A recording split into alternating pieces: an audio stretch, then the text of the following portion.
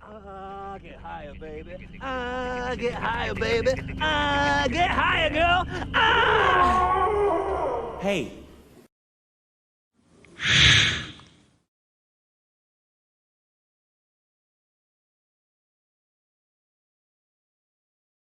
Now, Hello, everyone.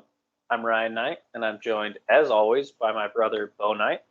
And tonight, we're here to talk about the book Hard Magic by Larry Correia. And real quick, narrated by Bronson Pinchot. oh yeah, don't let me forget that. Thank you because, yeah, we'll get into it.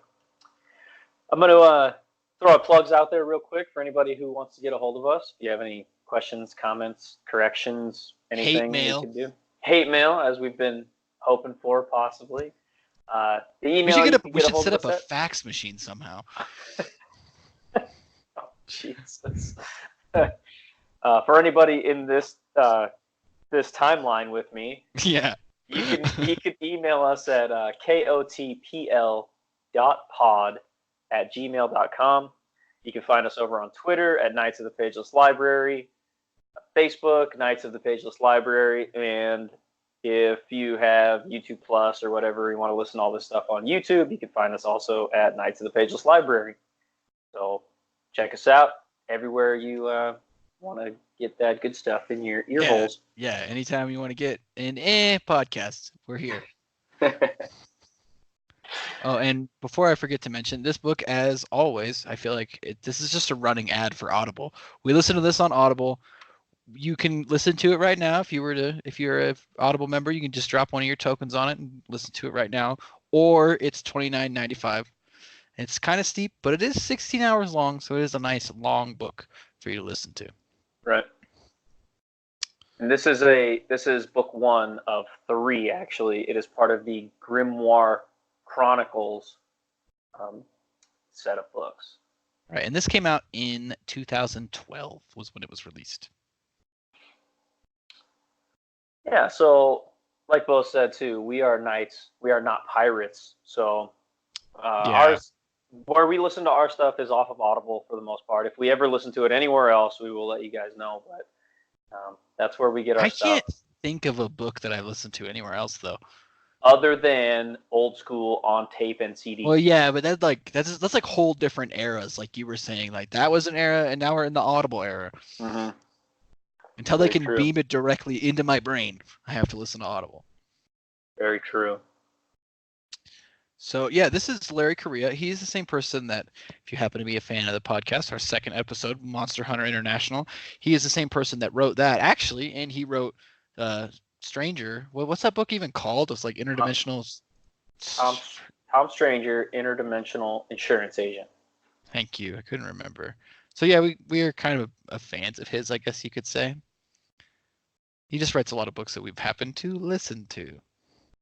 Yeah, and this particular book is going to be a sci-fi fantasy.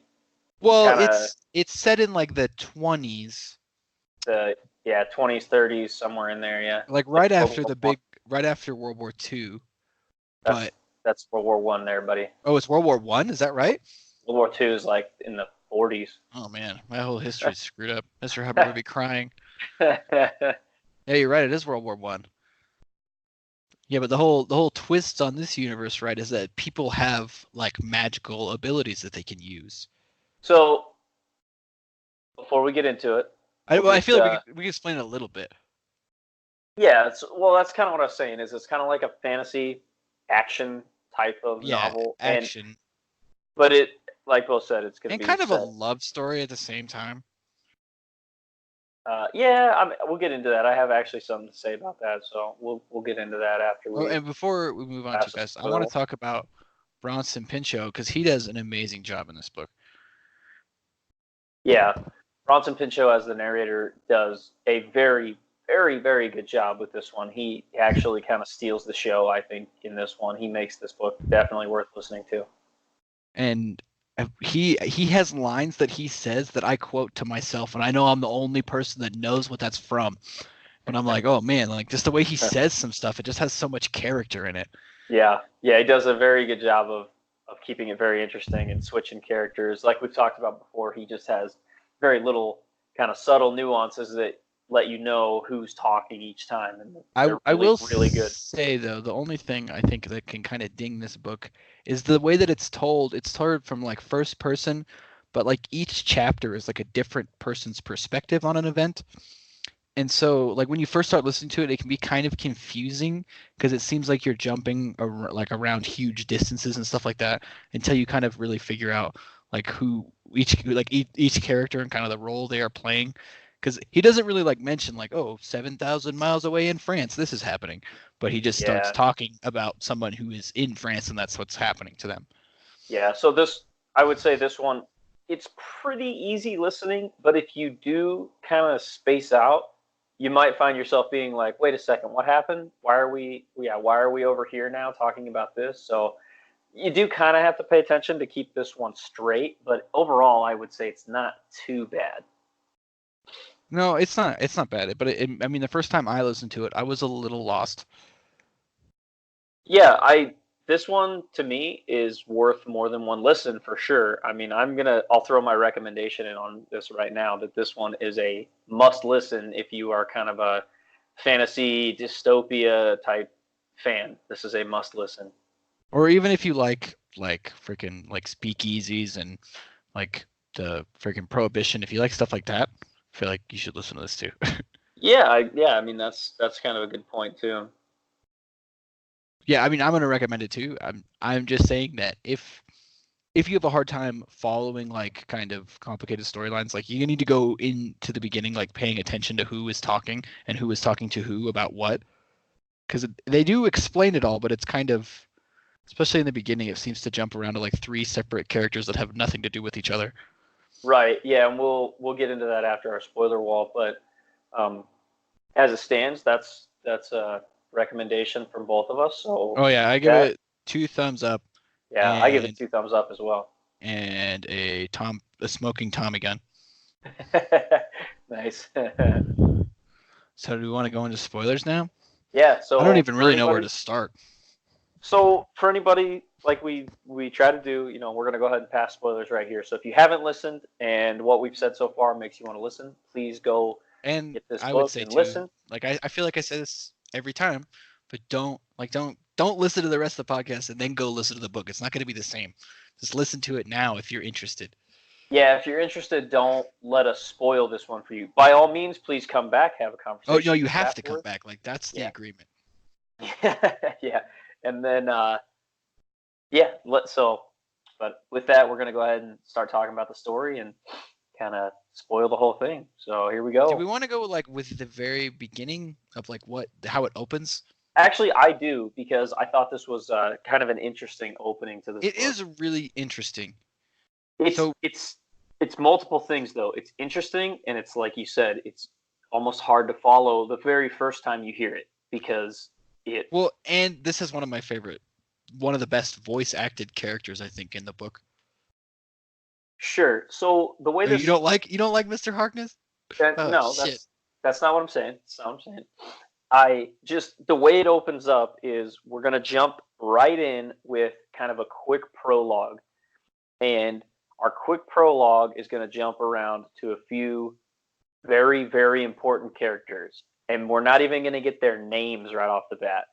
We're going to jump. Oh yeah, you don't. It just jumps you in their shoes.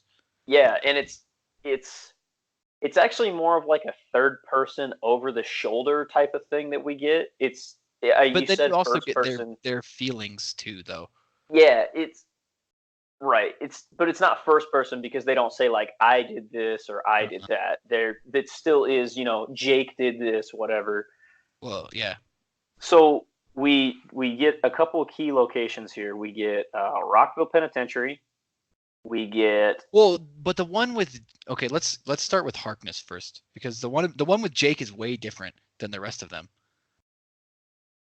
So the only reason I want to open with Jake's and with Faye's is because we don't even get their names right off the bat. We don't get names until we come, because Harkness is the beginning of the story. Right, but that is where it opens, though. I thought it opens with the prologue talking about there's 3 things it's going to talk about right off the bat. No, I'm pretty sure the first thing is it opens on Stuyvesant going up the elevator, Maybe you're right. and because he pushes the button with his power, and he's like disgusted because he had to use his powers. Yeah. So yeah, we can go straight into that. Which is I thought the opening scene's pretty good. So Stuyvesant, you get the impression like he says some things that make you think he's like really, really rich and he's like high class. Like when he goes in the elevator, he doesn't want to touch it because he thinks it's gross. So he uses his power, which we don't really know much about the powers yet, but he's able to push the button without doing anything with his mind. And he like gets to this secluded floor and he meets with, which I just love the name, Pale Horse, which you don't really know what a pale horse is, but he basically contracts this pale horse to not necessarily kill another man. He like wants him to just suffer as much as possible. Like, and he like wants it to hurt and last for a long, long time. And we don't know who he's talking about. Because he like slides him a newspaper clipping, right? Like we don't even get to see who's on the newspaper. Yeah, you don't actually know who he's having this pale horse curse, essentially. And I love the pale horse because he talks in this really weird, like stilted way, and I think the Bronson Pinchot does an amazing job of like making it feel like that's how he's actually talking. Yeah, and the way this guy talks, that's weird. That would be different if you read this book yourself. You'd kind of have to inflect this yourself, but the way he does it, this guy, he basically puts inflection on the wrong words. You know, when most people talk, you put inflections on certain words, and this guy takes weird pauses at weird points. So we get a lot of character in this guy right off the bat. Yeah, and then it's like that's pretty much. And then then Stuyvesant leaves, and then the pale horse and his servant are talking, and it turns out his servant can read minds, and he was like reading Stuyvesant's mind the whole time. And they're kind of plotting something, but you don't really know much. Like you just know that there's more to what they want from Stuyvesant than what Stuyvesant wants from them. And the pale horse says as much because he says that he doesn't want Stuyvesant's money. Oh, that's right. Want he favor. He wants a favor, and then whenever he asks for it, Stuyvesant has to do it, no matter what. Yeah. And Stuyvesant, he doesn't come out and say it, but he's like scared shitless of this guy, of Harkness. Right. Yeah, he's a hypochondriac too. Right, and what a pale horse can do. So we haven't fully said it, but people have powers in this, and they're not like I can fly and whatever. They are maybe there are. I don't know if you can fly in this world or not. That's true. But so like a pale horse he essentially is in control of diseases, and he can stop diseases or he can cause them in people by touching somebody. Right. And then touch them. Stuyvesant's power, obviously, he has like telepathy that he can move things with his mind. Yeah, he is. Yeah, it's called a mover in this world. Right. Yeah, and the pale horse. Each power has their own name, and so like when they say like there's an ice box, like that guy uses ice. Right. And it gets a lot more detailed as the book goes on as to how this stuff works. Like it's almost like mind blowing how much story he came up with for how and why people have powers. So yeah, and then so that sets up like 1/3 of all the important things that's going to happen in this book, and then it cuts to Jake, right? It's one of the two. I already was kind of fuzzy on this part, obviously. So, but it cuts to I think it cuts to Jake, and it's just the warden kind of like reading over like a summary of a prisoner, right? As someone's trying to get him released. Something like that, yeah. So basically, they just talk about Jake, how he's like he like keeps to himself, but he's like the most dangerous prisoner they've ever had, and he was in the prison for a long time, but he like got on the warden's good side, and so he was able to go in the library and he like read all the books that they had. Yeah, and he was in the war too, and he was like he was an active warrior, like he was I can't remember, they call it something, I think. He was in the first. Yeah, I think that's just what his like unit was, but yeah. Yeah, he was and Jake is actually a gravity spiker or a heavy, and what They call him heavy. I like heavy better than gravity spiker. I don't care what Jake wants. Yeah, I like heavy as well, but Jake prefers gravity spiker. And what he can do is manipulate gravity. Essentially, he can increase its force, he can lessen its force. And so what heavies normally do is they are employed as like human forklifts because they can grab things and make heavy things lighter because they can take gravity's pull off of it. So Jake really has like a mundane power. It's considered very low brow power. Yeah. And then it cuts to like this farmer kind of taking care of his cows, and these Okies roll up, which means they're from Oklahoma, by the way. Yeah. But it's like a slur in this book. Oh yeah, I'm pretty he's sure. He's like, goddamn piece of shit Okies, and spits on the ground. Yeah, what is he? He's a Portuguese, man. He's Portuguese. He's Portuguese. Yeah. And yeah, they pull up and they're like asking for work or whatever, and he doesn't have anything, but he notices that they have a girl with them with his gray eyes, which means she's a traveler. Like she can jump through like to a different spot. I don't know how to even really describe it. Like teleport, basically. That's all. Yeah, she teleports.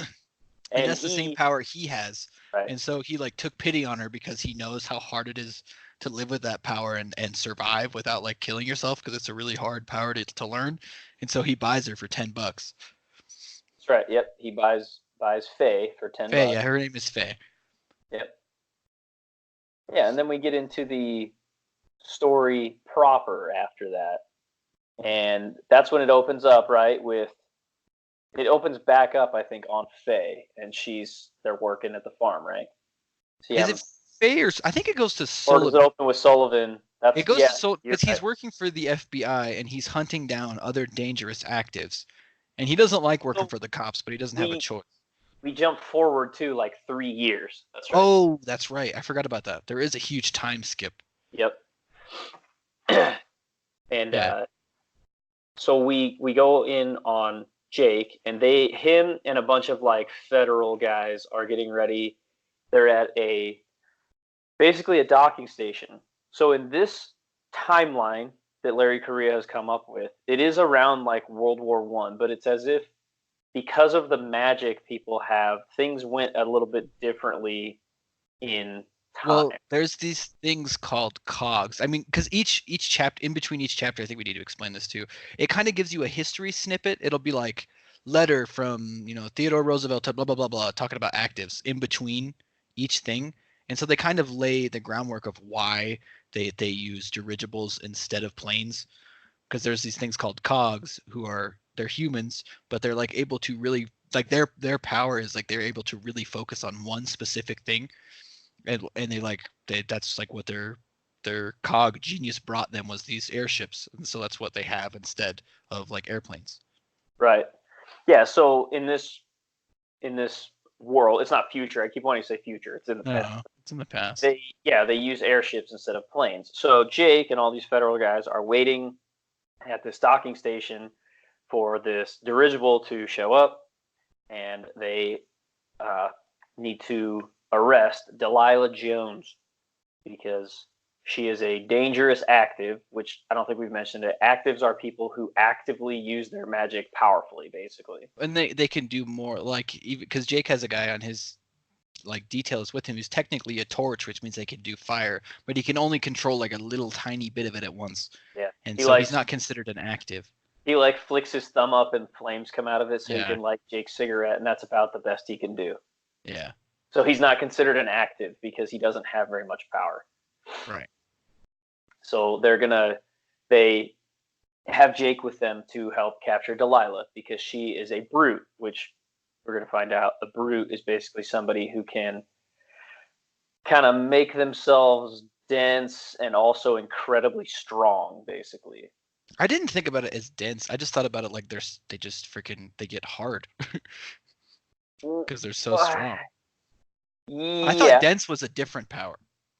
It is, but at the You're same right. time, They're all intertwined. I was gonna, yeah. We'll get into it a little bit more. So yeah, Jake ends up being the first one because he knows Delilah. So we get a little snippet of kind of backstory that he just knows Delilah from his past and her past, and Jake's just working with the feds because we find out that this is like his last job before he can be released fully from prison. Well, and he was in prison for murder. He killed a crooked sheriff that was trying to hang a African American young boy who wasn't active, and Jake killed him, Yeah. trying to save the boy. Yeah. And he did save the kid, I mean, but he still ended up in jail. So Jake's the first one to try to engage with Delilah. She starts getting off there, and the first thing he tries to do is basically what he wants to do is increase gravity on her and basically try to just smush her, basically. Well, he wants to or knock at her out, least, though. At least, yeah. He's trying. That's what he says. Yeah, he wants to increase gravity to the point where her blood flow stops and she passes out. That's all he's trying to do. But she figures it out way too quick. And Jake is like, he's like one of the best freaking gravity spikers in the world. Like he's like the best at heavy there is. Yeah, because he's been studying and he's been practicing all these things that most people who are magical do not do. They don't practice. Well, while Jake and the feds are trying to capture Delilah, these other guys show up and they like knock out all the feds, and they're trying to take Delilah with them. I mean, they try and take out Jake, but Jake's just way too powerful.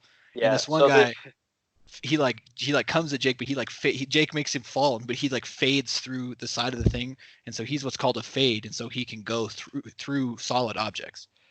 Yeah, he turns like gray and shimmery, and he can pass through objects. Yeah. And then I think, doesn't Jake get a hold of him and just knocks the shit out of him?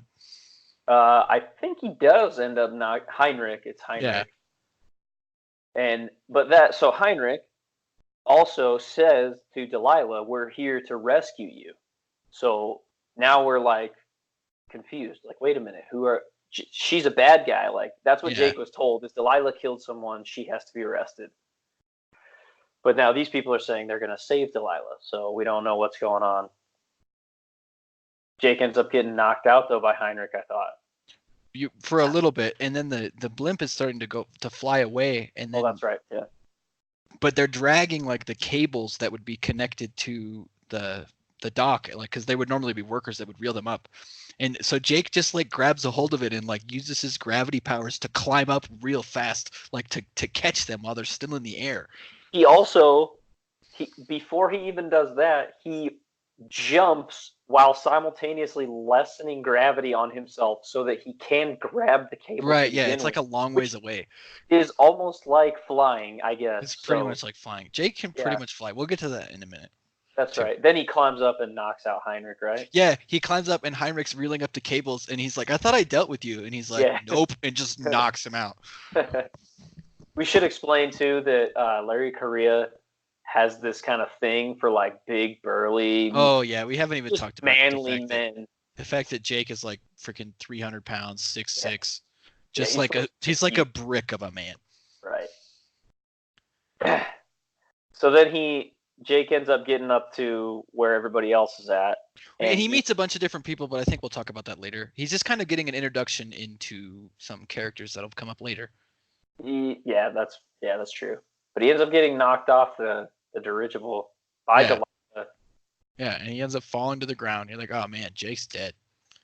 Yeah. But then he wakes up and he just like crashed through a train car, but he's like a little banged up, but he's fine. Yeah, he's like in this like deep hole in the ground. Yeah. He climbs out of it, and he climbs up through the railroad tracks and through a train car because he smashed all the way through all of them. And he's like fine, because he like had magically hardened his bones while he was in prison, but he also used his power while he was knocked out even to make it so he was safe when he landed. Yeah, he basically made himself super dense when he fell and just crashed. It's awesome. One thing I love about that part is like one of the first things he says is he like holds up his gun and it's just the frame, but the rest of the gun is gone. Yeah.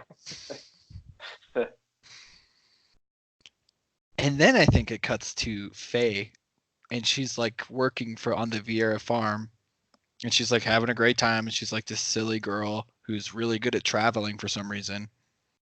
Yeah, we get these little insights that she shouldn't be as good as she is at it, basically. But she constantly is telling her grandpa, she calls him grandpa at this point, the guy who bought her, Traveling Joe. Yeah, Traveling Joe's his name. She tells him that she has this map in her head, and she's not scared because she can see where she's going before she goes there, before she travels. It's also, she calls it her head map, Yeah, which her makes head map. sense.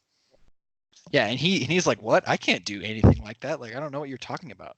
Yeah, and he's like an old man. He's been doing it his whole life, and he's And supposed to be one of the he's best. considered like one of the most lethal travelers around. Like, he's a really good traveler. Yeah. And I don't, does it happen right away? I think it does when we get the introduction to Maddie. I think, yeah, that should be this part. It opens up with that, I'm pretty sure. So while Faye is feeding the cows, like, her grandfather like notices, he hears, they like see a plane fly over that's like a weird plane they've never, like a weird cargo plane that you wouldn't normally see fly over them. And then like these guys show up, and Faye tells, I mean, no, her grandpa tells Faye to hide, and he like she like is watching them, and he like disappears, shows back up, like blows a guy in half with a shotgun, travels to her, and then he gives her this little baggie with something in it. And then he gets caught by one of the guys, and they freaking kill the absolute shit out of him. Well, so this also, so like you dropped Maddie's name. Yeah, because he's the coolest. So Faye sees this dude. He's just this like huge dude, like terrifying basically. And she sees him jump onto the roof of their barn. Right. But he like lands like softly. Like, it doesn't like crash. It's like, like graceful. She's like never seen anybody do that, and she all of a sudden is like, whoa, that's kind of weird that he jumped all the way up there. Well, and then he also has this huge gun, and yeah, and half of his face is like scarred up. Yeah. Like, his eyes all fucked up. Basically, I'm gonna just say it right now. Maddie is like the coolest villain I've ever pictured, like in my mind. Yeah. Well, one thing I like about this book is, so this all happens with Faye, and then Faye like ends up going, because her grandpa, that thing that she gave her directions to a place to go if you were ever to need help with this thing. And so she goes there, but it cuts to Maddie, and like we get to be inside of his head for part of it, and I love that.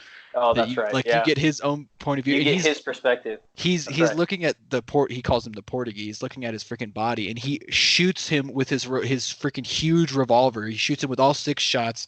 Then, like, I guess the gun has like a shotgun barrel underneath, and he shoots him with the shotgun thing and reloads and just puts it back just because he could. He just shoots him all a bunch. Just make sure he's dead. Yeah. So Faye witnesses this, so she's obviously distraught. So she travels with her pitchfork. Oh, that's right. She does fight him a little bit. I forgot about that. She stabs Maddie, and it ends up stabbing him like in the hip and in the stomach and in the chest. She rams this thing in, not super deep, but she stabs him, surprises him, and then she like travels away, and she ends up like jacking up her foot because she travels and a bug ends up fusing into her foot. Right. But I love that, though, that Maddie's he just grabs this pitchfork and pulls it out, and he's just like pissed. You get this sense right off the bat, though, that Maddie is just a hard mofo, like a terrifying bad guy. Yeah. I freaking love it. He's pretty cool. And so I don't remember. No, not yet, because then it goes to like Sullivan has to back to Jake. Yeah. He has to go to this club where he knew this guy to kind of find out information about Delilah, because he's really confused as to why they would be hunting her down if she didn't actually kill anybody, and why would these other people be trying to help her? Didn't he though have to talk to Roosevelt first? Because Hoover, I thought. Hoover. But didn't he talk to Hoover first? Because Hoover. Well, yeah, I mean they do have that little part, but I just feel like you can skip over it. Yeah, well, Hoover is the one who's telling him he has to go get people because. Because they're basically trading Sullivan's life for these criminals, and it was like 5 of them, and Sullivan, I guess they caught like a pair of them already, and so like Sullivan was like, it's 5, I'm done, and he's like, no, actually it's only whatever, because he lost Delilah, then he like takes away a bunch, and he's like, you only have 2, so you have to get 3 more, and Sullivan just pieces out. Sullivan's just pissed, basically, because Hoover's a douche. I actually didn't really like that part because... Well, Hoover comes up in the next book, but that's really it. Yeah, but I really didn't like that part because then we jump a little bit forward and what's-his-face, like, knows Hoover, and he's like, don't worry, I took care of it all. It's like, what the fuck? Like, Yeah, but I mean, it actually makes sense. In a way, I guess. Anyways, yeah, let's move on from that because that part is... Sullivan goes to the club and he's talking to freaking Lenny Torrio, who actually has a pretty cool voice too. Yeah, the guy does a great job on Torrio. Yeah, which is sad because he's not in it for very long. But he like goes to Sullivan goes to him and he's like asking about Delilah, and then he kind of figures out about this organization called the Grimnoir, and they're like a magic society who defend other magicals or other actives. Like that's what their whole goal is, and that's who took Delilah. Right, and we should also mention that he hasn't like fully mentioned who kind of the shakers and movers are in this. Well, no, that doesn't happen. That happens really soon. Yeah, he also drops some thoughts about the Imperium, which is basically Japan, and we find out that Japan is basically like a huge superpower, and they also have this person called the Chairman. And the Chairman is like the most powerful active in the world, basically. And he can do any power he wants. Right. And he's basically immortal. He's been alive for since magic started. Yeah, which we'll talk about a little bit later when they talk about him more. But Sullivan doesn't really get any information, and he goes back to his hotel. Well, as soon as Sullivan leaves, a bunch of people from the Imperium show up, and they are asking about Sullivan, and they decide they're going to go kill him.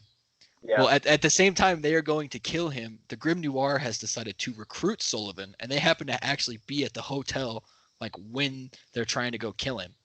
Yeah, and we get these little blips of Pershing now. Right. That's right. Pershing. Pershing is like the leader of the Grimnoir, and the American Knights. Right, and we get these blips of Pershing, and Pershing is super sick. And he's been cursed. But he's been cursed by a pale horse, in fact. Right.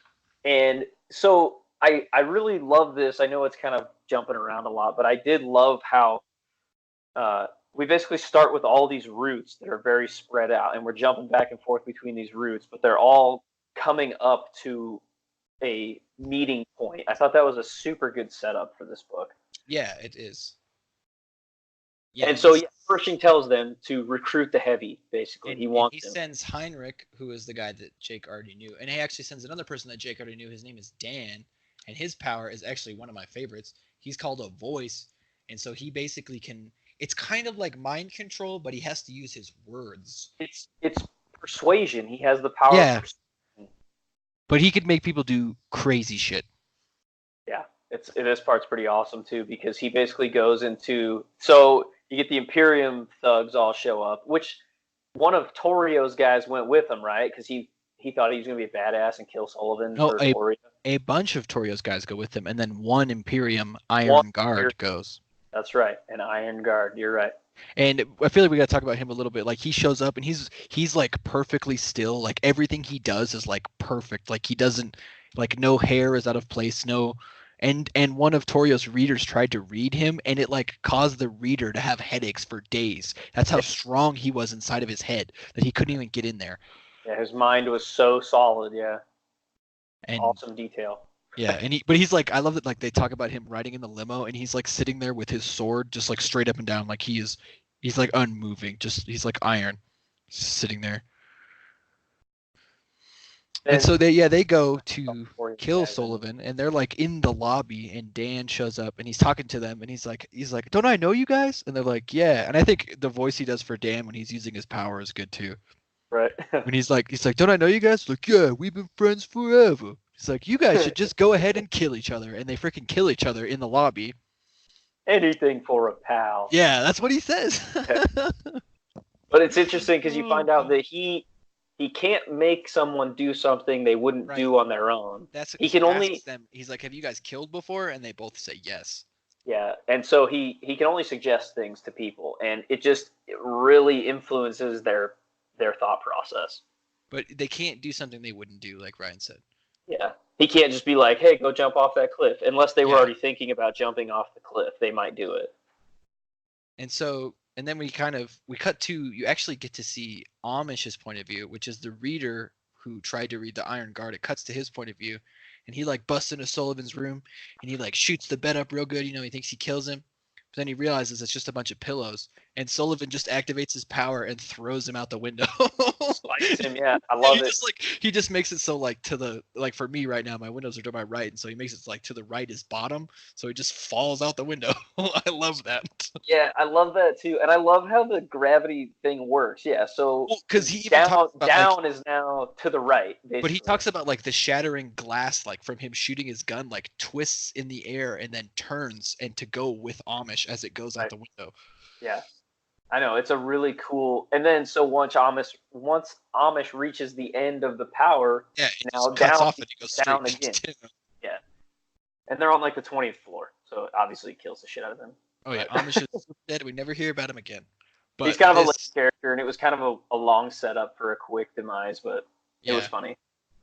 And then it cuts to Sullivan's point of view, and Sullivan is like, he killed Amish. It cuts to like right after that, and he's got his big Lewis gun that he has that he's able to wield really lightly because he's a heavy. And then freaking the Iron Guard shows up, and his name's Recusaburo, and Sullivan shoots the shit out of him. And Sullivan like is such good at his power that he can see like the amount of gravity's forces on everything, and he can see that like Recusaburo is like really, really dense. Like he's crazy dense. Yeah, it's kind of an interesting thing that we get a note on there.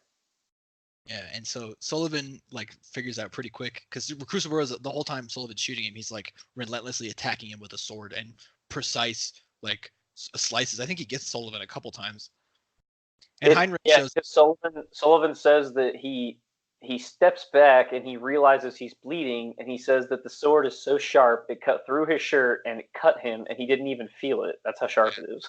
And Heinrich shows up for a minute, and he's kind of distracting the Iron Guard, but he can't really hurt him either. And then Sullivan decides that the only way to kill this guy is to just use all of his power on him as much as he can, to squish him as much as he can, to like see if he can truly beat out this other power, like the dense power, with just his raw power. And so because does it, and it like brings the whole building down. Yeah, part's awesome. What were you gonna say, Ryan? Sorry. Oh, because he tried to use his power several times. Right, but he's like Recusaburo would just like stab his sword into the ground. And because he like makes it upside down. Yeah, and he like immediately stabs the sword in the ground and like holds himself so like he doesn't do anything. Yeah. So Sullivan's not able to disorient him. Right, it was useless against him basically. Yeah, so Sullivan just decides to squish him, which he does end up doing, but he uses so much power he passes out. Yeah, and it implodes the whole building around them. It's awesome. Right, but also they had talked about before, like the Grimnoir want like 5-1 odds if they're going up against a Iron Guard, like at least. Like they want 5 of them per Iron Guard, and there was only 3 of them, and Sullivan pretty much beat him by himself. Right. And so they're like, holy shit, Sullivan is the man. As they're fighting too, we get these little notions of like, as Jake and this guy collide, Jake notices that this dude is there's like writing burning on this guy's body too. Yeah, so we get our first look at these things that are called kanji, which are basically they either cut them in or they burn them into these guys' bodies, and it makes them more powerful. It gives them more power essentially. Right. We don't know quite what the power is yet. Right. But we do figure it out later, like really soon. So Faye, right, she starts making her way towards this address in California, and she gets there, and it's like a burned down building, and she's all disappointed. She's like, "Oh my God, I came all this way for nothing. My grandpa died for no reason." And then she's like crying in the dust, and like out of nowhere, the squirrel comes up, and it's like, "What you doing?" Yeah. It's talking to her. And I mean, this is when we meet one of my favorite characters too, is Lance. Yeah, so the squirrel talks to her. Got some guys show up, some more Imperium guys show up to try to capture her now, because Maddie is now looking for her, basically. Right. Because he knows that she took something. We don't even know what this something is. She took a piece of something. Right, that's because Maddie, when they showed up to kill her grandfather, they were looking for something. Yeah. They weren't necessarily there. I mean, they were there to kill him because the Imperium are a bunch of assholes, but they were looking for something. That they were there for a specific reason.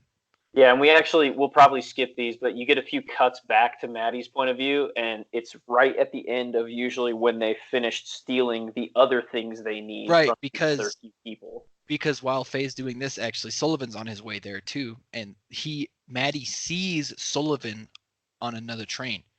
Yeah, that's right. As he's Yeah. leaving, and I mean, this is kind of when you get to know that Maddie and Sullivan are brothers. Yeah, they're brothers. That's right. Yeah, so I mean, they look almost identical as far as I understand.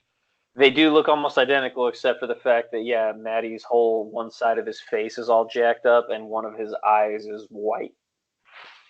So yeah, so Faye meets a couple of she meets freaking Francis. Oh my God, Lance.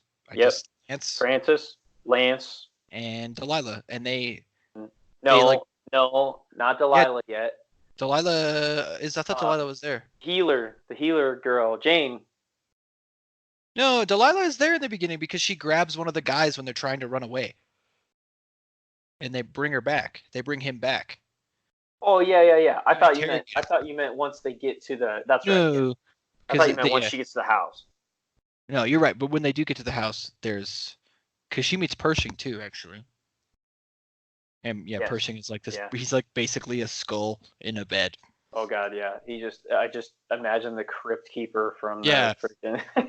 Basically. Yeah. And he's like barely alive. He can barely speak. The light hurts his eyes.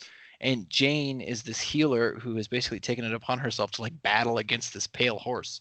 So I'm gonna interject this here because I don't know if there's a better spot to do it. I realize they're supposed to be elite. They're the elite of like the Americans and the good guys. They're the elite. Right. But I don't like how every single time we meet a new character, they are the most powerful at what they do every single time. I actually did not like that at all. I don't know if they're the most powerful. Jane is just a really good healer, right? I don't know if she's the most powerful. You never really meet any other healers. No. Well, we do meet a couple, but they're super rare, which we also know. Oh yeah, healer is a super rare power. It's super rare. I just feel like he did that way too much because it's like every time it is I think a Larry Correia issue. It's man, like, good thing this guy showed up who's literally the best rally car driver in the world, so we can drive us out of here now. Yeah, and I think how convenient. Something like that I can't quite put my finger on it, but like with this book, it did, especially because I've listened to this multiple times now, and it irritates me more now that I've heard it several times than like the first time.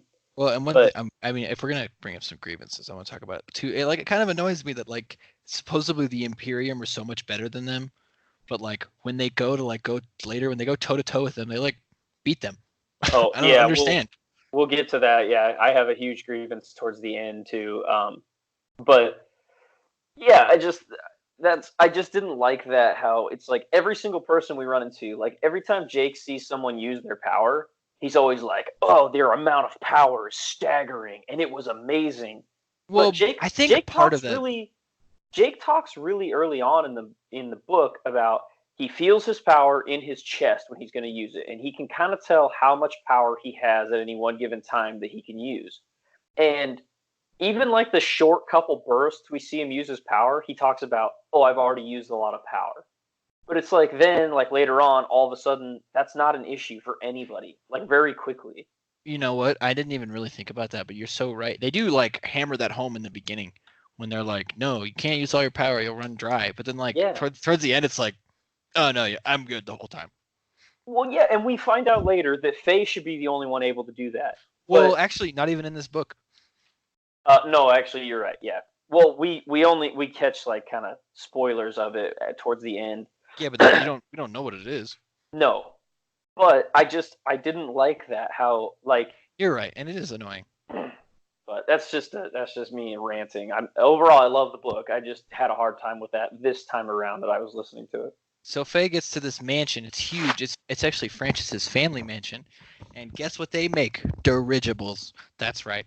And so they're like the richest family ever, and they have tons of money. We find out epic. Francis is a Stuyvesant, and the Stuyvesant we met in the beginning owns the dirigible company, who basically makes all the dirigibles. Yes, UBF. And so Faye shows up, and she like wants to be trained in how to be like a good fighter. Yeah, because she doesn't really know anything. She just knows she has Yeah. a lot of power. And so they train her, and then she like fights Delilah, and she kicks the shit out of her. And while she's training one day, Sullivan shows up, and Faye sees Sullivan, and she thinks he's Maddie, and so she she travels right next to him and shoots him in the heart with her Yeah. little pistol that she had. And then and then Heinrich shoots her. Oh yeah, Heinrich shoots her immediately, which I love. Heinrich. I love that part Heinrich too. pulls the trigger within seconds. Yeah, it's actually really well. Well, and I love that it's from Faye's point of view, and they're like, everybody's screaming at each other because they have no idea what's going on. And Faye's like, I thought he was Maddie, and Dan's like, shut up, you Imperium bitch. I love that. It's so that's what I kind of was saying too. Is we get all these roots, and this is one of those points where they come together. So we have that group. We have two different groups that. You have Grimnoir on both sides, obviously. But yeah, when they meet, Faye doesn't know all those people. And No, Maddie she doesn't even know Sullivan's a thing.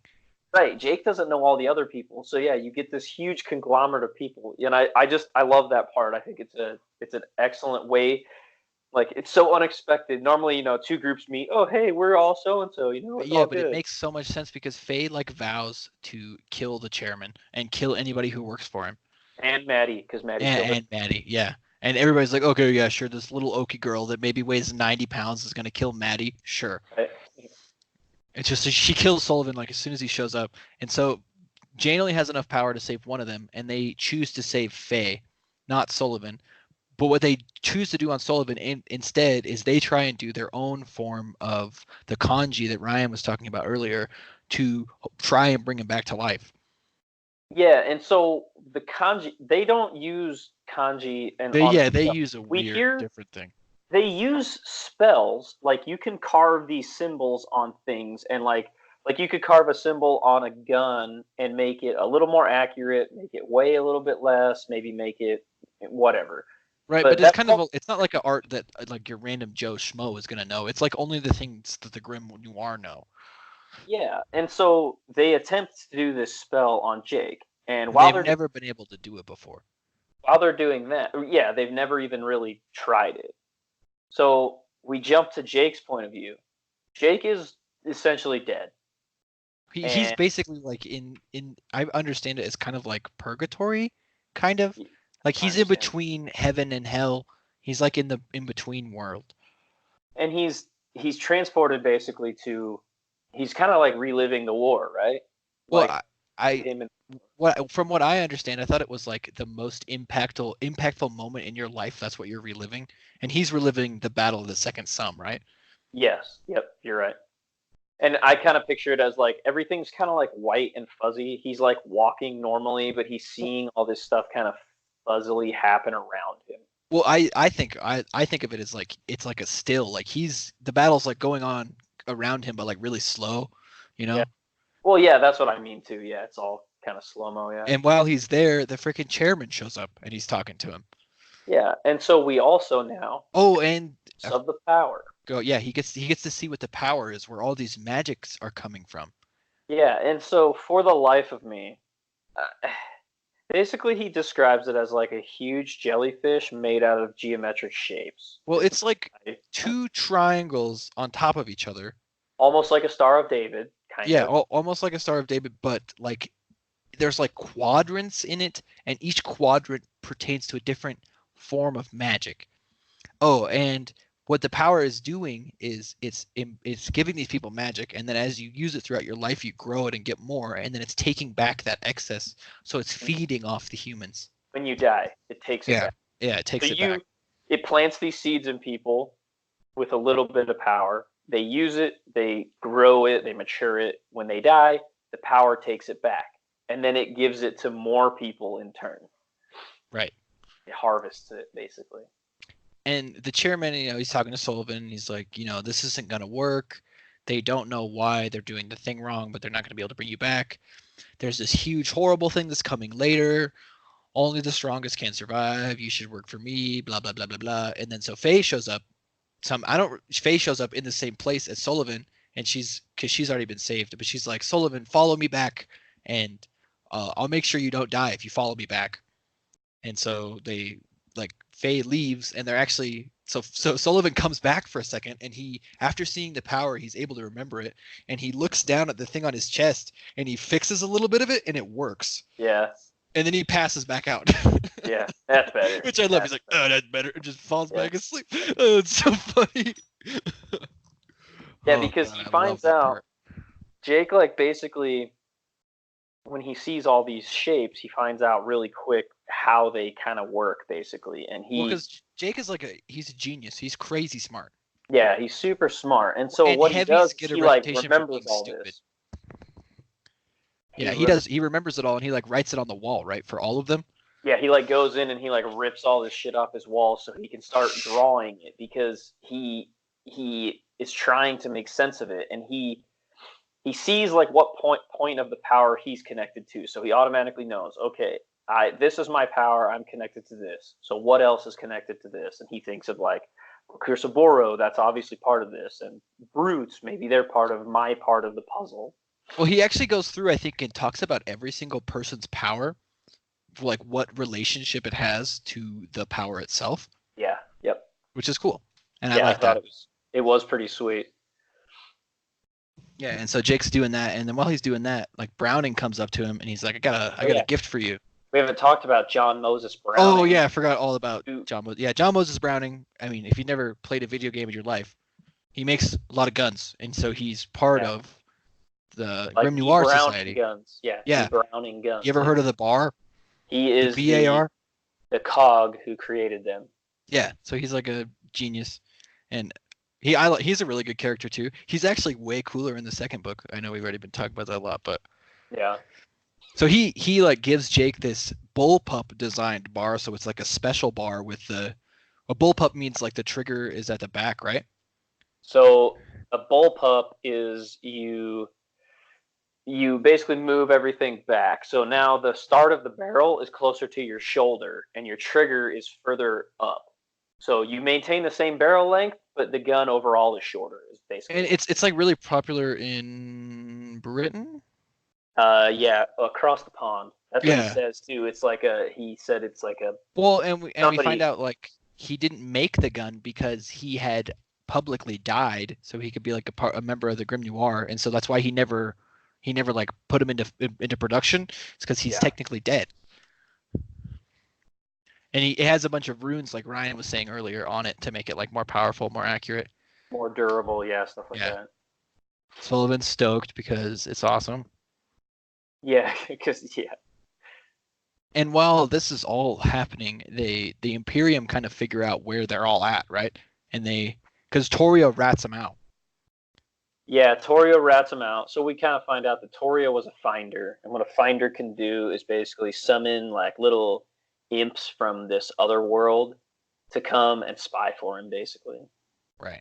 Except we watch Torio's imp get murdered by some other summoned like dragon looking thing, which is awesome. Yeah, that part is pretty cool. Because Maddie goes to talk to Torio, and then Maddie kills Torio because he's Maddie.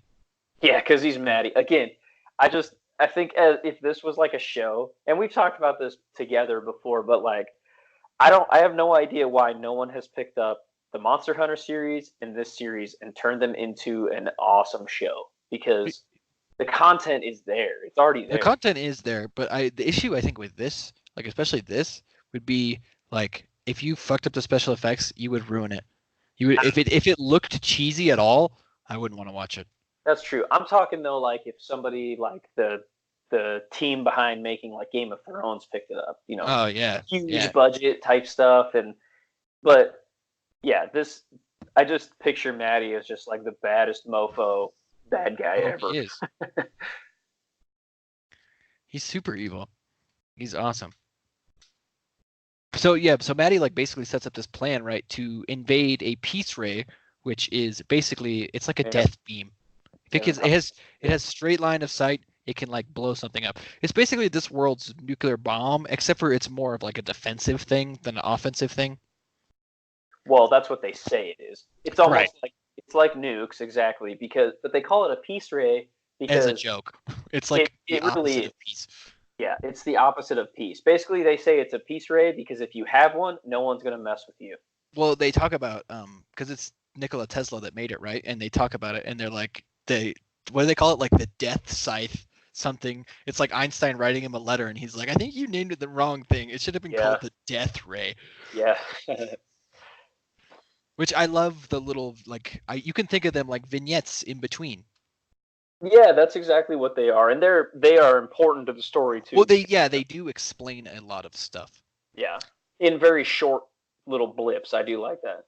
So Maddie sets up this plan to invade the Peace Ray and to fucking laser beam the manor where they're staying. Yeah, but while this is happening, Sullivan talks to Pershing, and we find out that Pershing's power is he's actually like a really, really weak mind reader, but he like gives Sullivan all these old memories of like what the chairman is after right now is called the Geotel, and it's like this. I don't really understand what the object looks like, but you like draw a symbol, and it like attracts the power to that symbol when you activate the device, and it's like 100 Peace Rays at once. It's like a huge, like it would destroy like all of America in one thing.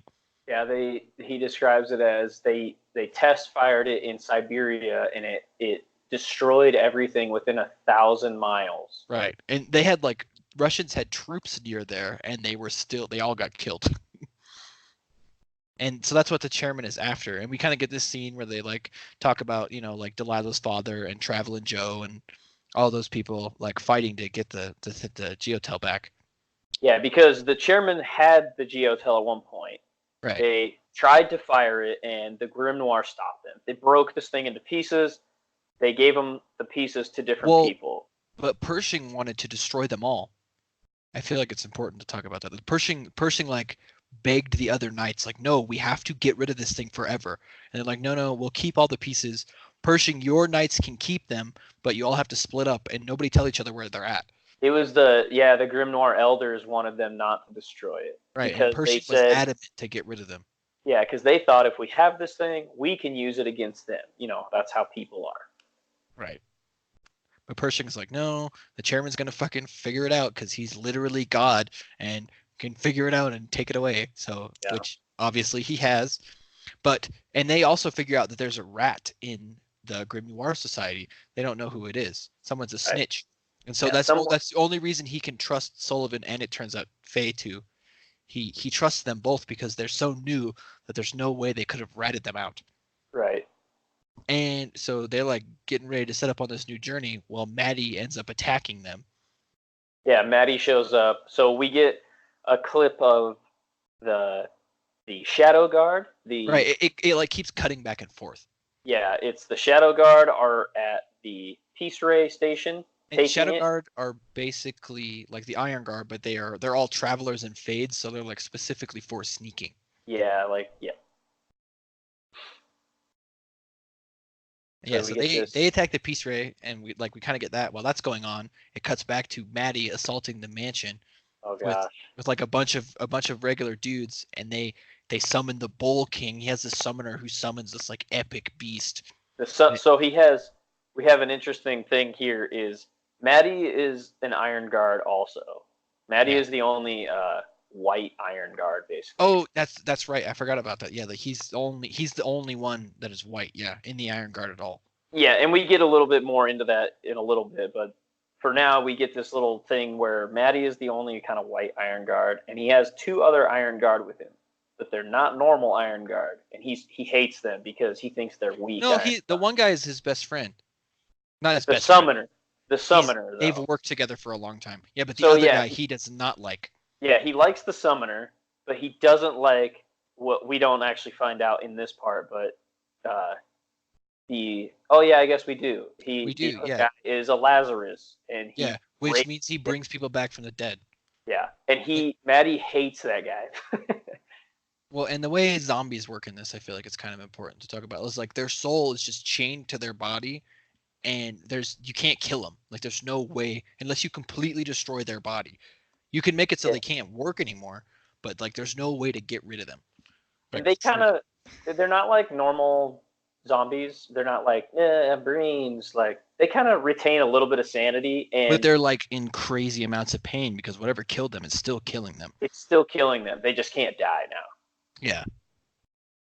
And so he like sends a wave of just a bunch of freaking random thugs, and then they bring them all back to life, and then they end up, they like freaking kill them again, and then they bring the Bull King in, Yeah. and they're like fighting it, and they're like, Faye, if you can find the summoner, you can kill him. And then so Lance takes control of a hawk and tells Faye where the guy is, and Faye just teleports behind him, and then it cuts away, and it cuts to Maddie.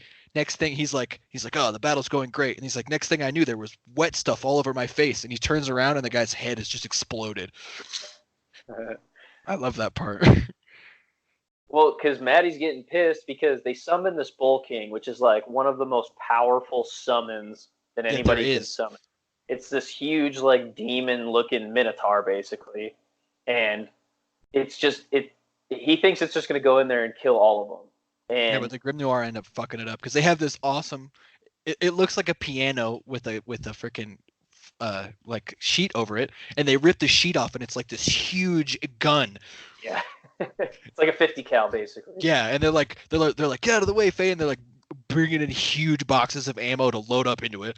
Yeah, and it's like a special gun that Browning had designed. They're jacking the Bull King up, which I also love though that the Bull King destroys their gun. He rips off a statue and throws it through their gun and destroys it. And that's when Faye like saves freaking Francis. And oh, that's right. When Faye's like, this whole time Faye's like basically getting more and more power, and we're not sure why. Yeah.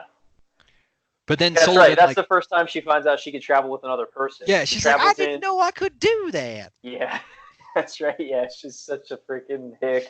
Yeah. But then so Sullivan like takes it upon himself, and he like squishes the Bull King, right? He controls him as long as he can. I love that part because the Bull King also has wings. He like unfurls these huge wings, and he jumps because the gun is shooting him. He jumps, and he gets out of their range, and Sullivan spikes him back to the ground. Yeah, he like just lands right back in the ground. Basically, because all Sullivan does is the Bull King is trying to fly, but Sullivan makes him weigh like 10 times more than he should. Yeah, so it like breaks his wings, and he falls back to the ground. And then Delilah fights with him too, which is badass. Well, and Heinrich fights with him. He's like just dodging his strikes. He's like, "Come and get me!" And he's cursing at him in German. I love Heinrich. Mm-hmm. He's like shooting him with his little freaking pistol, and he's like, "Pew pew!" It goes through, pew pew. Yeah. Heinrich's awesome. So they eventually take out the Bull King, and then Maddie's like, "Fuck this! I'm going in." Yeah, Maddie goes in by himself. Yeah, by himself with his gun, and you're like, "Oh shit, dude, the Grimnoir are fucked." Well, at first I was like, well, there's no way Maddie can beat them. There's like 7 Grimnoir in the house or more. And Maddie literally just like goes in there through the front door, and he like knocks people out. Sullivan tries to like stop him, like they're both, because their power is the same, and they're both fighting. Right. And then Sullivan like gives immediately, like he can't even stand against Maddie. No, Maddie beats the shit out of Jake. He beats he beats the shit out of like Heinrich. And I want to say he hurts Browning too. He kicks him. He shoots several people. He I mean, spoilers, but he shoots Delilah. He shoots Delilah. He freaking, and then he steals Jane. Well, yeah, because they're like, oh, we're gonna shoot the Peace Ray, and so he calls one of the Shadow Guard to him to teleport him out, and he just grabs Jane by the hair and takes her with him. Yeah, and he just single-handedly wiped the floor with all of them, every single one of them. That's, again, he's just so badass though. I can't help it. Maddie is a baller. I like Maddie too. And so they know the Peace Ray's coming. I don't even remember how. How do they know the Peace Ray's coming? I don't remember either. I think because doesn't Maddie say the fucking Peace Ray? Oh yeah, that's right. Something? He says they're gonna because Maddie is right where they're gonna fire the Peace Ray too. So he's like, somebody come get me. I gotta leave. That's right. So they go down in the basement of the fucking. It's way underground though. Yeah, it's like a wine cellar thing.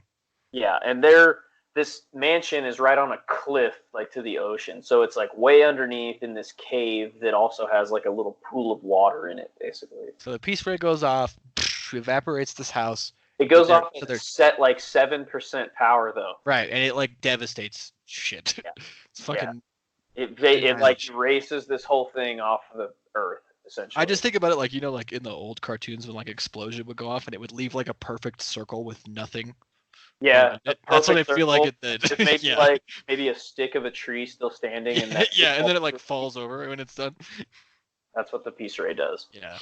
And so they're like trapped down in this cave, and Faye and Heinrich kind of concoct this thing. They're like, well, if Faye can travel, but I'll make her immaterial so she can't get stuck in the rocks.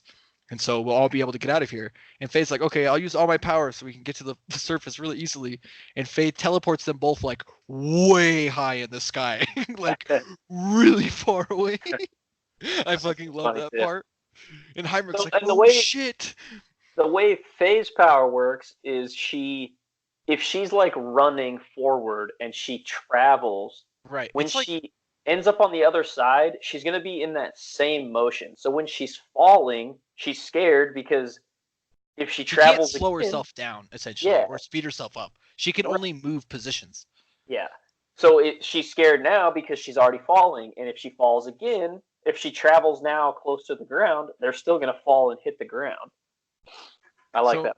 So Heinrich ends up like making them less, not like completely immaterial, but not like enough to get stuck in the thing, and like slows them down in the ground, and then Faye just teleports them back on ground level once they're slow enough.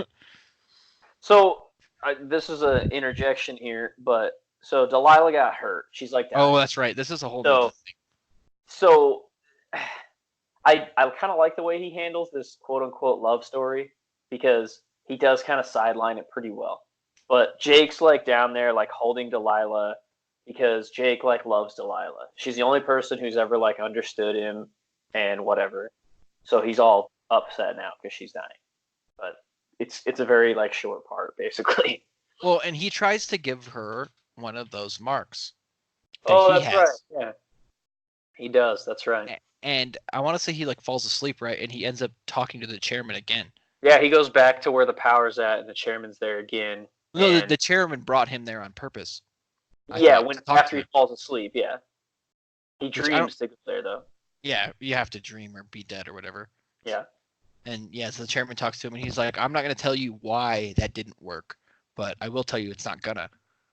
No, and basically we find out that somebody has to be willing to come back. Well, I thought there's another part of it too, though, because she died under the Lazarus's magic. Yeah, the Lazarus magic was so Sullivan was so new at making these marks, I think, that he wasn't strong enough to be able to bond it to her. Right. Over the Lazarus's magic. Which was supposed to be, again, one of the most powerful Lazarus. But he's an Iron Guard. It makes a little more sense. Well, and I feel like the Lazarus's power isn't very common at all. Yeah, it doesn't sound like it is. Yeah, and then so they get it. So Faye figures out she can just freaking teleport everybody out of the cave, and she does it really quick and fast because she's Faye. Well, and that's also because we meet a couple other people again from the beginning. Oh shit, you're right. We meet Harkness and Rawls. That's his name. He was the torch that was helping out Harkness when Stuyvesant went to meet him. Not the torch. He was the reader. Oh, that's right. What's his face? Thinks he's a torch. That's right. I don't know why that's not that. Yeah, because Stuyvesant assumes that because Rawls was the servant, that he must be something weak like a torch, but he's not. And I mean, I don't mean to be racist, but he is African American. I think that has something to do with it too. No, it does. It absolutely does, and they kind of hint at this because this is obviously a time when that was prevalent, like racism and stuff was prevalent. So not only is he segregated for being a African American, but also for being an active. So he doesn't want to portray that he's a powerful active, obviously. Right. But now we find out he's not just like a servant. He is a Grimnoir elder, and he's an extremely powerful reader. So Well, actually, I mean, to be fair, we don't really know that these are the same people yet. We do. It says their names. Well, in the begining though, he doesn't. He just calls them the Pale Horse. We don't know it's Harkness.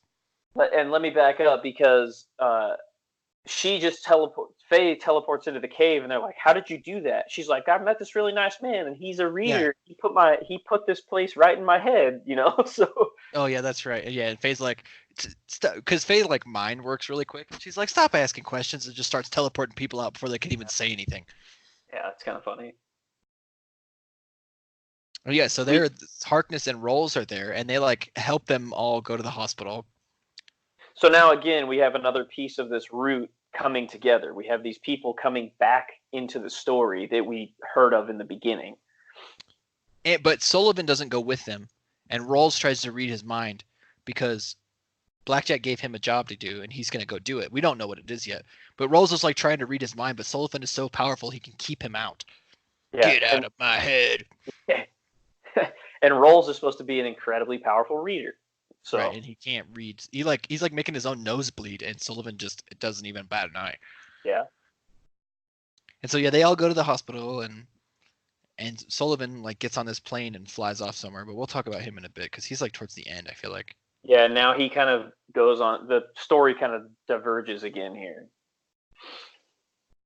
Because now we end up at the hospital, right? And we end up seeing,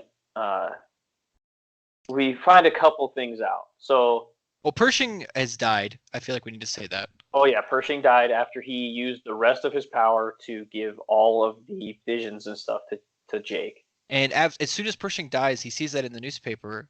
The Pale Horse makes Stuyvesant perform a favor for him, which is put this really weird design in this really weird back room on the Imperium's new flagship that is about to leave port.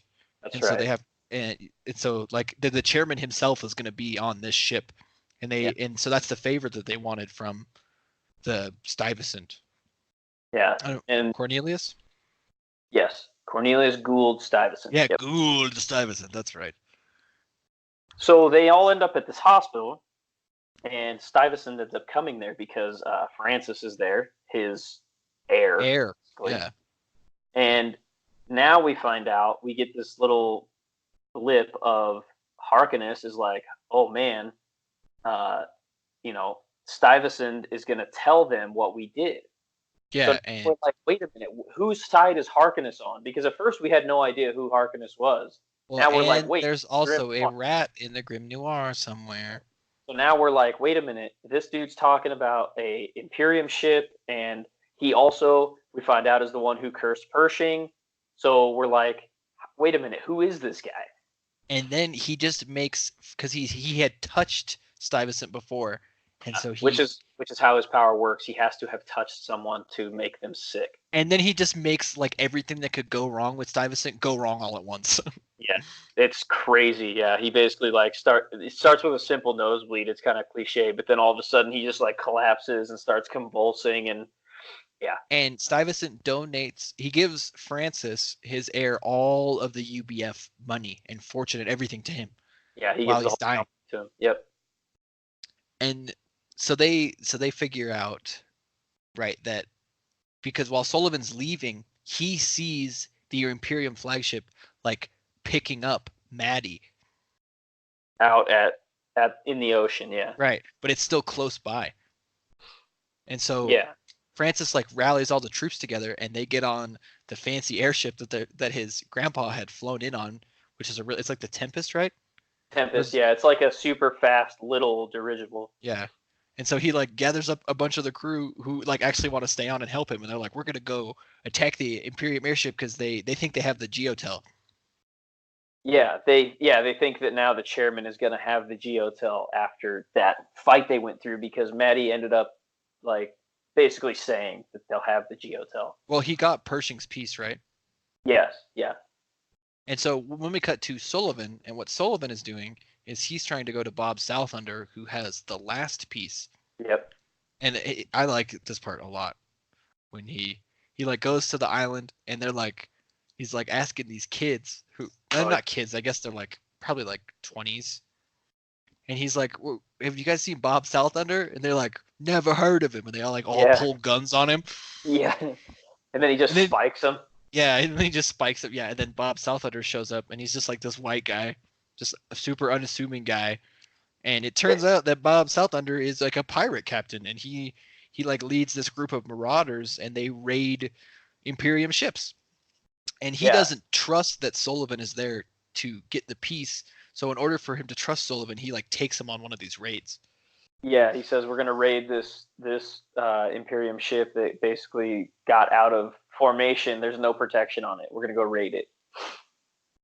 Yeah, and you kind of meet all the pirates. There's like Barnes, who's kind of important. He's like the pilot. It's funny too because South Under flies in what he says. This is the It's an design that it's an a actual Zeppelin. Yeah, and he says this is the original design that UBF ripped off. So he thinks that Zeppelin should have been the one to be rich, and they should all be using Zeppelin instead of UBF. Well, It's funny. so his Zeppelin is like really, really fast. Like that's like the whole. It's thing. also it's like cobbled together out of Yeah, like it's it has like made out of spare parts of all sorts yeah, of shit. it has like 3 engines, but only 2 of them are the same, and one is different, and I like that a lot. And Bob Southunder's power is he can control the weather. Oh, that's right. Yeah, South Under. Which actually becomes super important when you're like a pirate ship captain. Right.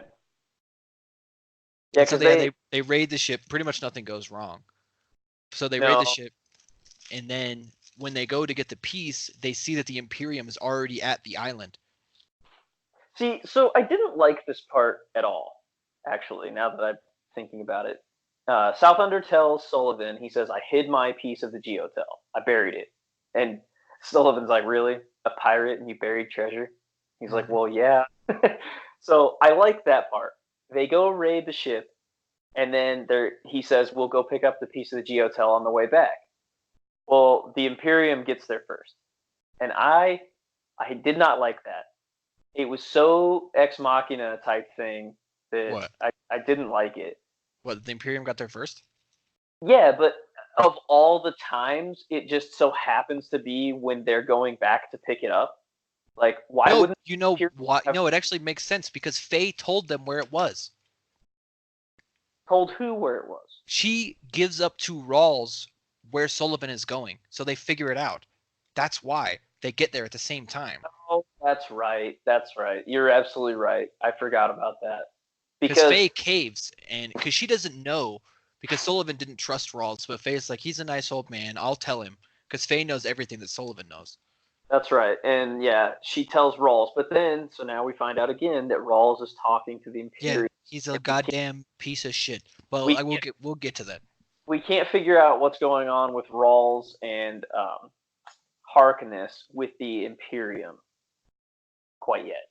And so, and then it cuts to like Wild Day. So they find the piece, they get the Geotel, then it cuts to Maddie, and Maddie's training, and he's like fighting like 8 other people at once, just destroying them.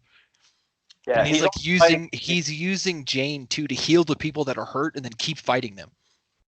Yeah. He's only fighting with like a wooden sword, but he's like breaking dude's legs and stuff and their arms, and it's awesome. Yeah, Maddie's super cool. And so Sullivan, like, they make a mirror, which is like we haven't talked about it, but it's like a communication spell that can communicate with other elders. Like they like make a circle and salt, and they draw some stuff in it, and then it makes like a see-through glass, kind of like a porthole, I imagine. And then whoever is talking on the other end is what you see. Yeah, it's like a conference video call. Yeah, basically, except for in the 20s. Yeah, and with magic. And so, like, you know, they do it, and they're like, oh man, he's gonna fire the Geotel. All the Grimnoir need to help us, and then the elders are like, no, do not do it. And then especially Rawls. Rawls is like, do not engage. I repeat, do not engage them. Yeah, and so you get this, and it's funny because I was really paying attention when I listened to it this time, but I'm like, it was so well set up because you're like, wait a minute, what? Why would they say don't engage? The Geotel could destroy the whole United States. Why wouldn't they? And one of my Dan is like, are you mad? Yeah. Oh yeah. I love that line. And so obviously they're like, fuck the freaking police. We're gonna do it anyway. And so they plan like this they're attacking with 2 separate airships to attack this huge. They have a Kaga class airship next to the Imperium ship that's the one that they put the mark on. The Tokugawa. The Tokugawa, which is where the chairman is. And so like they plan this attack to like freaking just board it and try and destroy the Geotel. Yeah.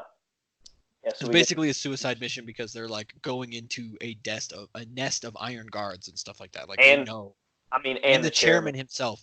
who they're which- pretty sure the chairman could kill all of them by himself, because all throughout the book we get clips of like, we've shot him, we've poisoned him, we've burned him, we've whatever. You know and what it it's- reminds me nothing of? It happens reminds to me of the beginning of Hellboy when they're talking about Rasputin, when they're like, he's been shot, stabbed, clubbed, castrated, him. Oh yeah. and they're like, Yeah. and he still didn't die. That's a good point. I like that. And yeah, so basically the chairman's basically immortal, and they talk about he has this power where his hands like go gold, and he like steals your soul from you. Oh yeah, that's right. He steals. That's what they say. They say you can only get close to him. If he he lets you. He lets you get close to him so he can kill you. So he basically. can take your soul. Yeah. Yeah. And so they storm the ship. One of my favorite parts is Francis lands his airship on top, like really hard, like poof, and they like land next to this Imperium like tower, and he waves, and the guys wave back. Yeah. I love that part. And then he like busts all the glass out. And Yeah, uses and he the kills glass them all to, 'cause like, he's a mover. shred them. We should mention too that the Tempest is like, it's pretty small for an airship. Well, the Tokugawa, it's literally this. When you say he lands and there's a building, it's like a 4-story building on top of this airship. It's So huge. it's basically, I basically picture a floating aircraft carrier. That's what this Well, is. it's basically what it is. It has like 30 airplanes because the pirate captain only has 2. Yeah. That's Yeah. right. Yeah. And they have peace rays on the fucking ship Oh yeah, itself. hydrogen powered peace rays. That's right. So they land and they're fighting, and then like Faye kind of discovers that she's just like, oh, I'm just gonna cause trouble everywhere as much as I can, and she's just like teleporting around, just killing as many people as she can. Yeah, she has a shotgun and she's just like teleporting behind them, shooting them, teleporting away so fast that like she shoots and she's teleporting before the shell hits the ground. Yeah, and she she's lands in the ejected. next place, and the shell's coming out. Yeah. And she like pulls the pins on this one guy's grenade, and then just teleports away from him, and he like hears the explosion. Yeah, far away. That's a pretty cool part. And then she gets chased by the shadow guard for a while. Yeah, which is kind so of cool. I actually really like that part because we find out that there's other travelers obviously that are almost as good as she is, and Faye is like really good. Yeah, she's better. She's like the best. And so Yeah. they have this. They like travel, battle, blah blah blah blah blah. It's listen to it if you really want to get into detail about it. But then so it's Faye. Faye like figures out because Toshiko's following her. She's like, oh, she doesn't say anything. She travels right in front of Lance, and she's like, Lance, shoot me! And then it travels away immediately, and Toshiko travels right where she was and gets blasted by Lance's shot. Yeah, that's right. Yeah. Take that, you big dumb fat cow.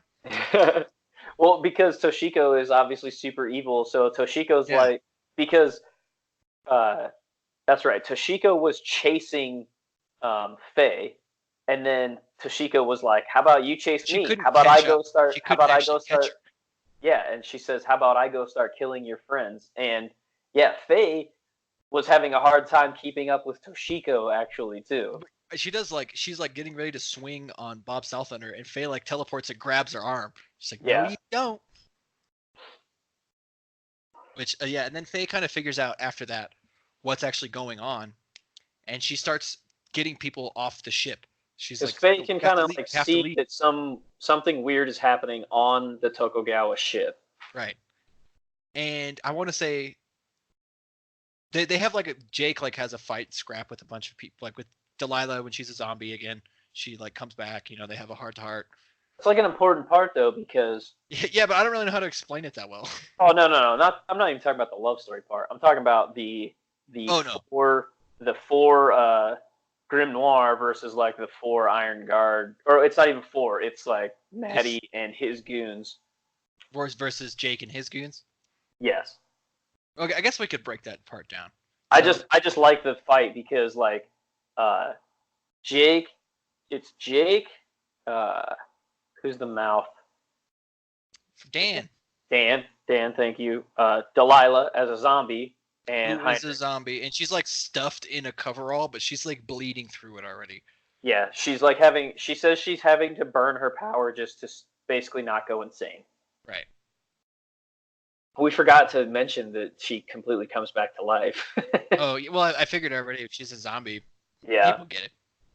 So I No, actually no, I but like Maddie has it's Maddie and like this special sumo wrestler Iron Guard, and then he Brute. has a bunch of like hardcore trained Marines with him, and then he has that little Lazarus from before. Yeah, the Lazarus is still there from before. Yeah. So they're like, get ready to fight, and then Dan like shouts this thing in Japanese, and all of the freaking Marines kill themselves. Yeah. All They the commit kill seppuku. themselves. Yep. They just like start stabbing themselves with their swords because Well, and they have a torch. I forgot about that because the torch immolates himself. oh yeah, he lights himself on fire. That's right. Yeah. And so the See, only this ones book who is a little survive, hardcore. it kind of is. That's what I mean though. It would make a great show. Like it really Yeah. would. So the only ones who survive are Maddie, the Lazarus, and this sumo brute. And I actually don't like this part. I went Oh. after that point. Because Maddie and Sullivan start fighting, right? And then they like fall down. Well, Heinrich tries to fight him first, and Maddie literally just makes Heinrich super heavy, like to where it's gonna crush him. And Sullivan's like, fade out, and he fades through the floor. That's all he Right. can do. He couldn't do anything to Maddie. Right. And then, but Maddie and Sullivan like tumble down the ship, right? Well, yeah, because they attack each other, like they grab each other and they hit each other with their gravity stuff, and basically it distorts everything around them, and they start falling through the ship because gravity's all messed up around them. And then Delilah And fights then- their brute, and Yeah, Delilah fights their brute, and Heinrich is like falling, and because Sullivan sees him when he's going down, he's like, "Oh man, Heinrich, but I can't help him. I have to fight Maddie." Yeah. And And so then- Maddie and Sullivan end up in where the chairman is at, in the middle of like all of these iron guards. oh yeah, So Sullivan's like, shit, this is bad. yeah. So we have this awesome scene though where Maddie is basically tells the chairman, he's like, "Can I fight him like one-on-one? Let's fight." And the Well, chairman's I like "Oh, to think of it kind of like it's like a challenge, right? For like Maddie's position. It's kind of what's happening, right? yeah, because Maddie is first Iron Guard now. Right. He's And the so- best. That's kind of what's happening. It's like a challenge. Yeah. So it would be a one-on-one. Yeah, so all the rest of the Iron Guards circle up, and Maddie goes and grabs two swords. He grabs one real sword and one Bakken wooden sword. And he gives the real sword. Jake's like, oh my god, he's going to give me a wooden sword. What a dick. Maddie gives Jake the real sword. Yeah. And he says, okay, so we forgot to say this. Maddie has 13 kanji on his body. Right. It's the most anybody's ever taken. Nobody else has ever taken that many. The most, like, one of the other guys they talk about has like 7. Some guys have like 6. I want to say Which is- Rakusaburo had 9. Yeah, so that's like a ton. Maddie has 13. So he tells Jake, he says, I'm literally 13 times the man you are. I figured I'd keep it fair. Yeah. He says, I could see that little pissant healing spell on your chest. He's like, I got 5 of those. Yeah, I got 5 of those. I love that part. Because we hear several times where Maddie gets messed up. Like, he gets shot, he gets cut, whatever, and he says, like, his healing kanji, like, Are put him back burning hot. together. Yeah. But Maddie like doesn't feel anything either. Like he like talks about like he just doesn't feel. Yeah, because he cuts himself because he enjoys the little bit of Yeah, pain. he likes pain. Yeah. So So yeah, they go this- to fight. But then I think it This cuts is away. fight. Doesn't it cut back up to the fight that was happening upstairs? Yeah, and that's the part I hate. We cut back up to upstairs, and Delilah has just already killed this brute. There Yeah, was no- she beats this brute and she's like bleeding on the ground. I hated it though.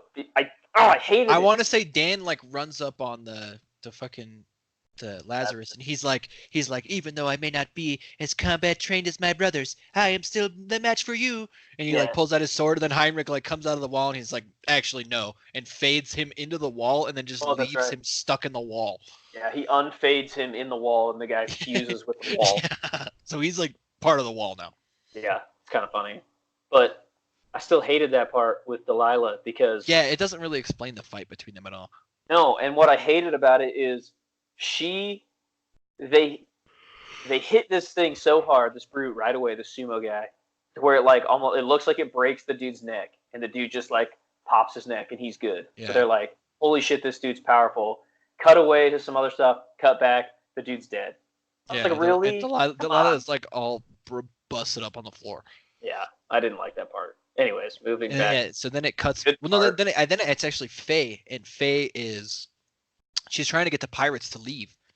She's trying to get Yeah, everybody on the Tempest, actually. That's right. She's saying we all need to leave, and then she's saying some weird stuff because we should also mention that now the Geotel is sitting next to the chairman in this arena too, and it's I always charged. thought about it like he is making it float in his hand. I don't think that's what it says, but I just like feel like that's what he's doing. Well, so they were gonna. That's right. They were gonna fire it from a different spot, but then the two travelers travel in, they grab it, they take it to the chairman Right. because they don't want anybody to stop it from firing. Yeah, they learned from last time. Yeah. So now it's right next to the chairman. And so Yeah. Faye's like trying to get everybody to leave. Everybody's like, "What do you mean leave? We're trying to turn the thing off." And then it cuts back to Jake is fighting Maddie, and he's just getting the garbage kicked out of him. And we should mention that Faye is like, we have to. She's like, I gotta go stop him, and they're like, what do you mean? She's like, I gotta stop him from turning it off. Yeah, and they're like, what? No, we need to turn it off. And she's like, no, you're not listening to me. Yeah. Yeah. And So cut yeah. back to Jake getting his ass just beat by Maddie. He like doesn't even touch Maddie with the sword. Maddie just fucks him up. I love this part Me too. because, and again, I know I keep saying that I love Maddie as a character, even though he's a bad guy, but he is the best bad guy. So he has this wooden sword, and Jake has a real sharp, super sharp katana, or no, it's like is it a katana or a wakizashi? Either way. I think it's a katana. I've never heard wakizashi before, so. Okay, you're okay. Anyways, getting a little into some Japanese culture that I know nothing about. Yeah. Don't. Somebody could send some hate mail about that. Oh, do it, please. Anyways, Maddie literally almost kills Jake with the wooden sword because I can't remember if it's the first or the second time. Anyways, cracks him in the head so hard that he cracks Jake's skull, breaks his skull, and Jake's out on the floor. Maddie goes over, grabs Jane, whom they've captured, drags her over by her hair, and says, "Fix him. I'm not done yet." And I was like, "Oh my god, he's so hardcore." I know. He like beating Jake once wasn't enough. Jake gets healed twice, right? Yeah, because so Jane heals him, she leaves. Maddie, they fight a little bit. Maddie stabs Jake so hard with the wooden sword that it stabs into his shoulder at the chest to where Jake just falls down and he's like, "Oh my god, he's almost dead again." And Maddie again tells her, "Fix him." I think doesn't the chairman say once more? No, Maddie says, "Third strike, Jake. If you lose again," he's like, "That's it." Yeah, and then so Jake, at this point, he's lost his sword, and he does a bunch of magic stuff, and he's trying to make Maddie move away from him, right? Can't do anything with Maddie either, yeah. Because every time Jake he says he tries to change gravity 10 times in 10 seconds, and Maddie literally is so good that he counteracts it every single time. Yeah, perfectly, the perfect amount. If Jake's trying to make it 5 times up, he's doing 5 times down, so it's perfectly normal. I got to interject before you talk about the climax. I didn't like this part because they're talking about the other Iron Guard are falling all over the place. Yeah, I didn't understand that either. I was like, wouldn't they be fine? Yeah, they're supposed to still be badasses. They're not supposed to be they're basically not supposed to lose their composure. I could understand if it was they were kind of rocking back and forth, but it says they're falling all over the place. So yeah, so Jake's trying to do this magic thing, and Maddie's like, it didn't work, and then we get told that Jake's sword that he had is up at the top of the ceiling, and it falls and cuts Maddie in half. It stabs him in the top of the head. Yeah. Down to his chest, basically, and Jake, all you can basically see is the handle sticking out of the top of Maddie's head. Jake grabs it and pulls it through the front of Maddie's face and chest, and splits him open almost in two from basically his sternum up. Oh yeah. And Maddie is still alive. He's not super dead. He's still alive. Really? Remember? Yeah, I don't remember that. His eye is twitching. And that's right. His kanji is burning so hot that his feet are literally scorching the ground. That's right. Yeah. And but he dies anyway. Jake's Jake gravity spikes him out the window of the dirigible, so he falls like into the ocean or wherever they're still at. Yeah, and the chairman's like, okay. Chairman doesn't even seem to care. He doesn't care at all because then he's like, "Oh, you clearly are more powerful than your brother. Yeah. You should join me." Like the Well, chairman. and- We also get this that the chairman, he's like, "I've been alive so long that I'm just bored with everything." Yeah, he's basically done everything. Yeah, he's just over it because all he wants to do, he tells Jake, he's like, "You need to join me for the true coming battle." Basically, the chairman's whole deal is he's like survival of the fittest. He's like trying to make a stronger human civilization by weeding out the weak ones. That's what he's trying because to do. he kind of said that the power also has an enemy, and the enemy is Right, coming but- from the power. We don't really know much about that yet. No, all he says is that I have to defeat this enemy when it shows up because the chairman Well- is the first one who got the power when the power arrived on Earth. He was the first one the power picked.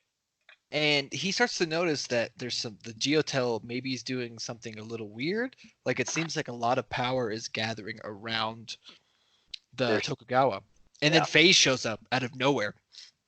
Like as soon as he's going to turn it off, she shows up. So because Faye had traveled to where they drew that weird symbol we talked about before.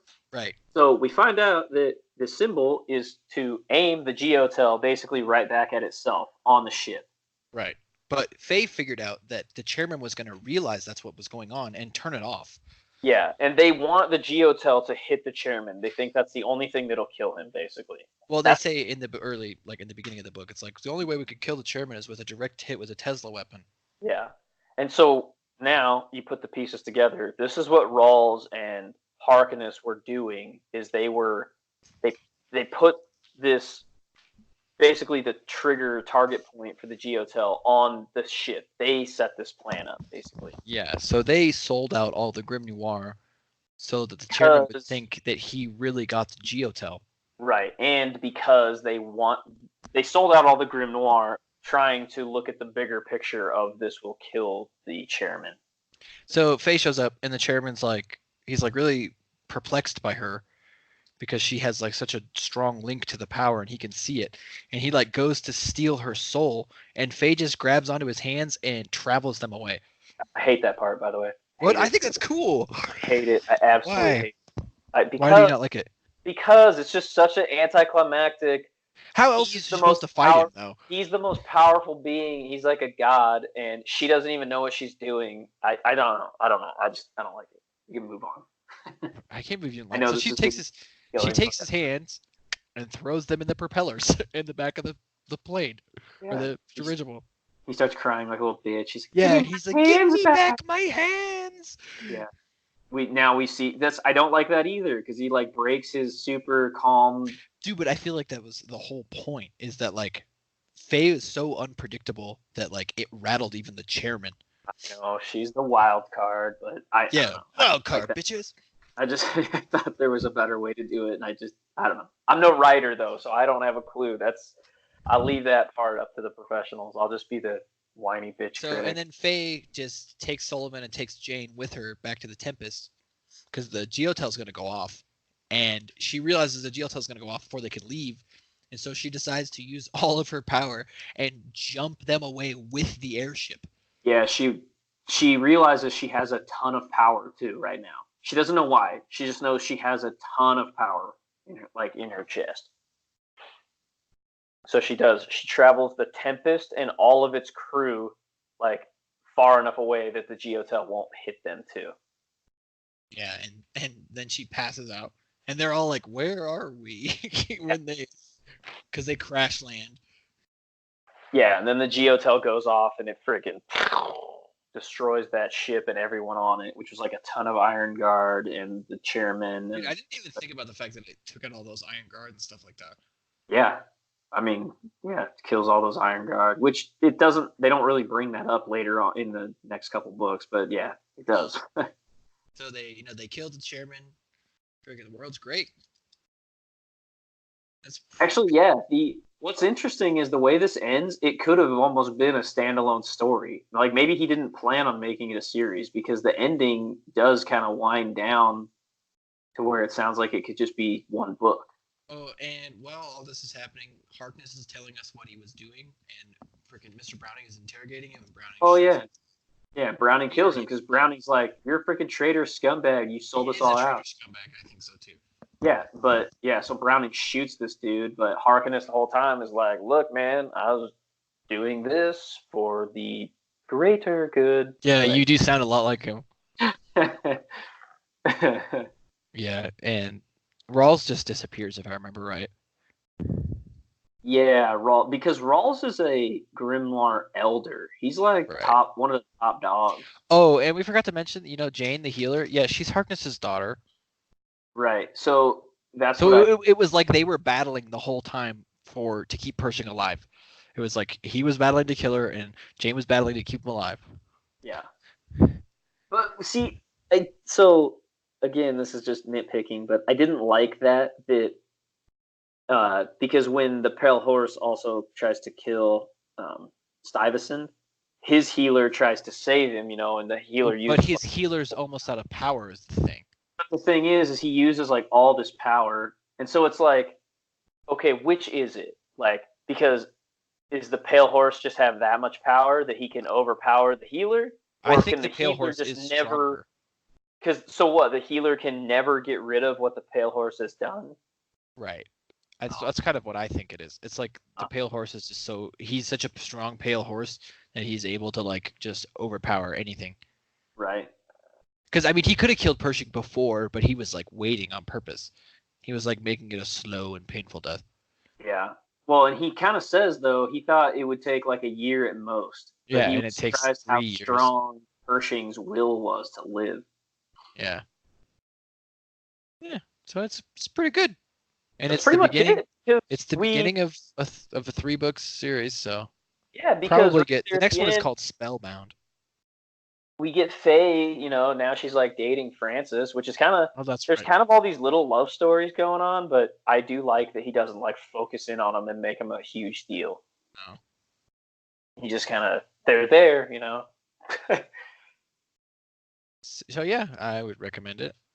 Highly recommend it. I mean, we just talked about it for like 2 hours, and I think we even kind of hurried up through some. Oh yeah, I did that huge on purpose though, because I know can't be talking this about is everything. crazy long-winded, but this is a great book. Oh shit. What are we doing next week, Ryan? We are doing. Oh, that's right. It is gonna be. I already forgot the name of it. This is so professional of me. Let me pull it up real quick. It is Can you The pull it up? Conception of Terror: Tales inspired by Mr. James. Audible original By M.R. James, yeah. by M.R. James. Sorry, Mr. James. And Mr. James. And then following that, we are going to be doing Area X. No, Annihilation, sir. Area X is the series I told you. Yeah, well, that's what it's called on my phone. Okay, we're doing Annihilation, which is the beginning of a series. Yes, you may have seen the movie recently. Spoiler alert: the movie is nothing like the book. Oh, I didn't even realize it was out. That's good. Oh, it came out a long time ago. I remember you telling me about it. It's not good. This is by Jeff Vandermeer, and also, spoiler alert, Bronson Pinchot in the series is part of it. I know. Yeah, Woo-hoo. But he's not in the first book, so don't even worry about it.